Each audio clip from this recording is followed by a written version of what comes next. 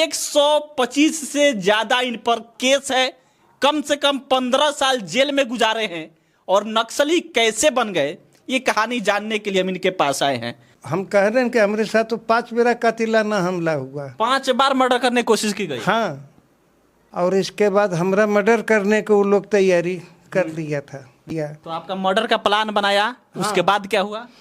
जब हमारा मर्डर का प्लान बना लिया तब हमको भी अब लगा कि इसका जवाब देना है। रहे थे कि नाई महिला का रेप करने की कोशिश किया, आपका 100 जातीय था। किस जाति से आप आते हैं? हम भूमिहार जाति से हैं। वो लड़का भूमिहार था। औरत जिसका रेप करने की कोशिश किया था वो नाई जाति से, नाई महिला थी।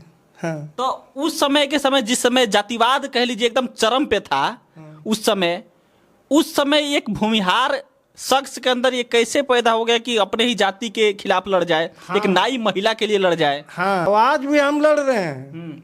आज भी लड़ रहे हैं? ऐसा बात कर रहे हैं। आपकी जाति आपके खिलाफ नहीं होता है?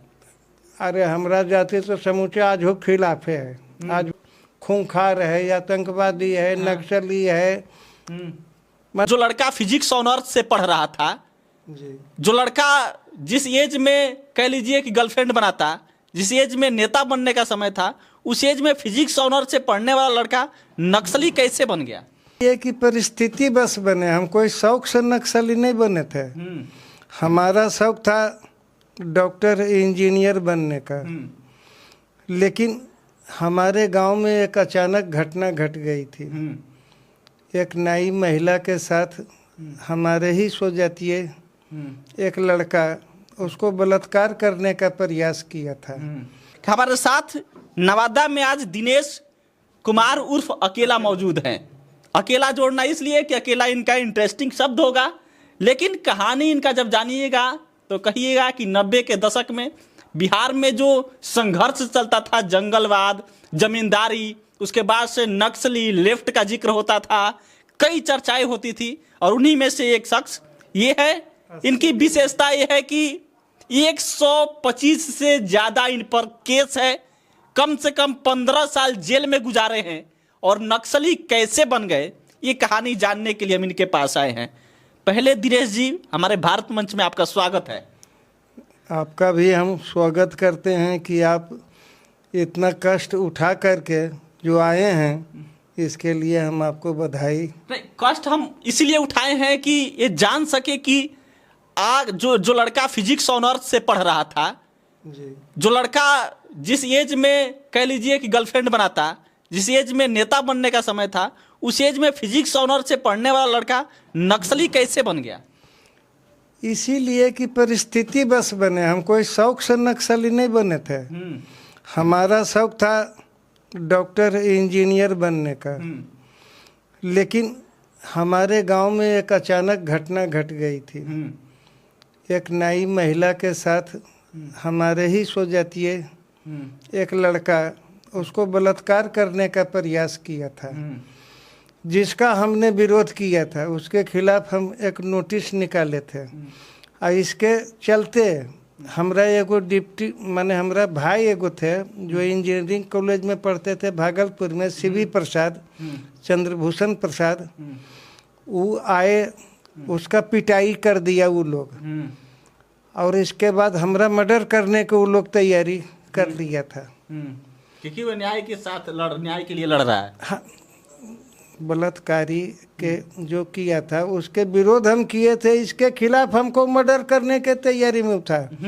इसलिए कि उस समय पावापुरी बस का जो था राम सिन्ही सिंह, और उसके बाद उसका एगो लठैत था, उसी के घर का एगो पहलवान था, एगो जिला परिषद के अध्यक्ष था। तो सोचा था कि हमको कौन क्या बिगाड़ेगा, इसीलिए न हमरे चचेरा भाई के कह रहे हैं पिटाई कर दिया था सीवी प्रसाद का, और हमरा मर्डर करने की तैयारी कर लिया था। और उस समय हम श्री रामकृष्ण रामरुचि कॉलेज में पढ़ रहे थे, फिजिक्स ऑनर्स हमरा था, और छुट्टी में हम आए थे। हम आए तो हमरा घर के बगल में नाई महिला का वो घर था।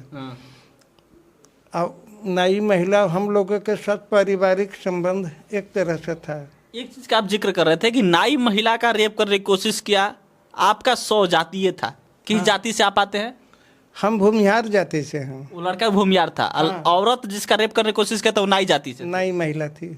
हाँ। तो उस समय के समय, जिस समय जातिवाद कह लीजिए एकदम चरम पे था, उस समय एक भूमिहार शख्स के अंदर ये कैसे पैदा हो गया कि अपने ही जाति के खिलाफ लड़ जाए, एक नाई महिला के लिए लड़ जाए? हाँ, इसके पीछे कारण यही था कि हमारे चाचा सीपीआई के अंचल सेक्रेटरी थे, भारतीय कम्युनिस्ट पार्टी के। और वहाँ सीपीआई एम के भी लोग आता था, सीपीआई एमएल के भी लोग आता था, अंडरग्राउंड भी। तो हम उसके विचारधारा से प्रभावित उसी समय से होल थे। मतलब ये कि आप अपने नौजवानी में मार्क्सवाद लेनिनवाद के थ्योरी को फॉलो करते थे? हाँ हाँ, स्टूडेंट लाइफ में तो हम तो उसके विचारधारा से प्रभावित थे ही। तो फिर आपके माइंड में आया कि ये कह लीजिए कि जो नाई महिला है उसके साथ हमारे सौजातीय कैसे रेप कर सकता है, हम अपने विचारों से समझौता नहीं कर सकते हैं। हाँ, तो उसी के खिलाफ ने हैंडबिल निकाले थे, जिसके चलते हमारे भाई का पिटाई कर दिया। तो आपका मर्डर का प्लान बनाया। हाँ। उसके बाद क्या हुआ? जब हमारा मर्डर का प्लान बना लिया तब हमको भी अब लगा कि इसका जवाब देना है। उसके बाद हम भी अपना तैयारी कर करके और उसके बाद उसको ये छक्का छोड़ाए कि उसके घर में लैटरीन उटरीन नहीं था उस समय। और उसके घर पर हम लोग चढ़ गए 500 आदमी के साथ, और चढ़ करके कहे कि तुम निकलो, 7 दिन के अंदर तुम कहीं अगर नज़र पड़ जाओगे तो तुमको हम छोड़ेंगे नहीं। हाँ, 7 दिन तक वो निकला ही नहीं। इसके बावजूद भी फिर मामला आगे बढ़ा। ये राम सिन्ही सिंह जो पावापुरी बस वाला था, उसका वो लठैत था, तो उसके पक्ष में वो था। लठैत मतलब कि उसके गुंडा? हाँ, गुंडा था। हाँ, इस समय डिजिटल भाषा में कहते हैं शूटर। हाँ हाँ हाँ। तो इसके बाद जो है सो वो लोग प्लान बनाया, 6 महीना तक हमारे घर पर ढेलवाही और लुअठी चलाया हमको मर्डर करवाने के लिए, कि गांव में बदनाम कर देंगे कि देखो यही आदमी ऐसा कर रहा है। लेकिन सच्चाई तो था कि हम करते नहीं थे, कर तो वो लोग रहा था और वो आरोप हम पर लगा रहा था। अंत में हम लोग के पार्टी संगठन से निर्णय हो गया था कि उसका जितना बस है, पेट्रोल पंप है, 1 दिन में उसको हटाओ। हाँ। अंत में जब उसको भनक मिल गया कि इस तरह का होगा तो वो आके आत्मसमर्पण कर दिया आपके पास। हाँ। अरे माफ़ी मांगा जो कर रहे हैं, हमारा पैर पकड़ने लगा। हाँ। तो फिर हम कहा कि छोड़िए वो सब, जो हो गया सो हो गया, आइंदे से इस तरह का हरकत नहीं होना चाहिए। हरकत नहीं होना चाहिए। मतलब ये कि जो गुंडागर्दी करता था वो आकर आपके पैरों पे गिर के माफी मांगने लगा। हाँ। आप लड़ाई इसलिए लड़ रहे थे कि किसी दलित, किसी महादलित, किसी पिछड़े के साथ अन्याय ना हो जाए। हाँ। अब आज भी हम लड़ रहे हैं। आज भी लड़ रहे हैं। ऐसा बात कर रहे हैं। आपकी जाति आपके खिलाफ नहीं होता है? अरे हमारा जाति तो समूचे आज हो खिलाफ है। आज भी हमारे जाति के पास जाइएगा तो कहेगा ये तो खूंखार है, आतंकवादी है, नक्सली है, माने बहुत शिकायत करेगा। आज भी कर रहा है, लेकिन विचार नहीं समझेगा। लेकिन हाँ, विचार नहीं समझ है। अगर विचार जो समझ जाता तो फिर हमारे खिलाफ वो कायल करता। देखिए, हम नहीं चाहते हैं किसी के साथ अन्याय करना, लेकिन अन्याय सहना भी हम बर्दाश्त नहीं करना चाहते हैं। नहीं हम अन्याय करना चाहते हैं, नहीं अन्याय हम सहना चाहते हैं। अन्याय सहने से ही तो जुर्म बढ़ता है, अपराध बढ़ता है। इसीलिए तो हम कह रहे हैं कि अन्याय जब होगा तो निश्चित तौर पर समाज जो है सो दबा कुचला, बिल्कुल, और दबता जाएगा, दबता चल जाएगा। आज हम नवादा जिला में 21 गांव नया बसाए हैं। 21 गांव?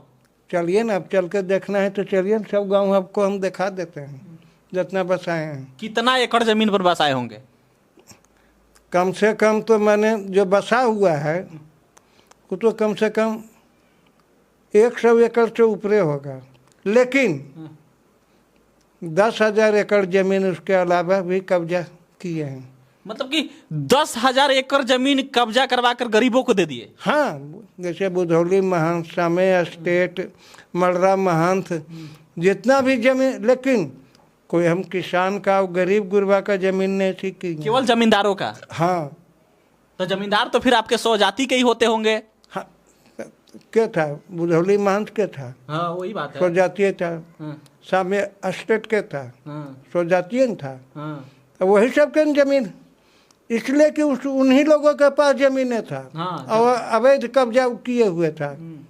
गैर मजरूआ भी अति से सीलिंग से फालतू जो जमीन है जो सब कब्जा सरकार, किया हुआ था। हाँ तो एक चीज बताइए हमको कि जो गैर मजरूआ या कह लीजिए कि अवैध कब्जा जमीन वो आपके स्वजाति के जमींदार किए थे, आप जब कब्जा करवा रहे थे गरीबों को देने के लिए, तो फिर वो तो सब आपको पैसा देने के लिए, मारने के लिए, खरीदने के लिए सब प्लानिंग करता होगा। तो हम क्या बता रहे हैं कि हमको तो ऑफर दे रहा था, कोई 10 एकड़ ज़मीन, कोई 5 एकड़ ज़मीन, कोई अथी करने के लिए। अब हम कह रहे हैं कि हमारे साथ तो 5 बेरा कातिलाना हमला हुआ। 5 बार मर्डर करने की कोशिश की गई। हाँ